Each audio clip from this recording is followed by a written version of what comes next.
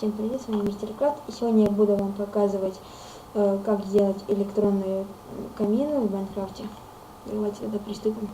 Для этого нам нужно камень, адский камень, 2 огнева, красная пыль, красный факел, рычаг, липкий поршень и раздатчик.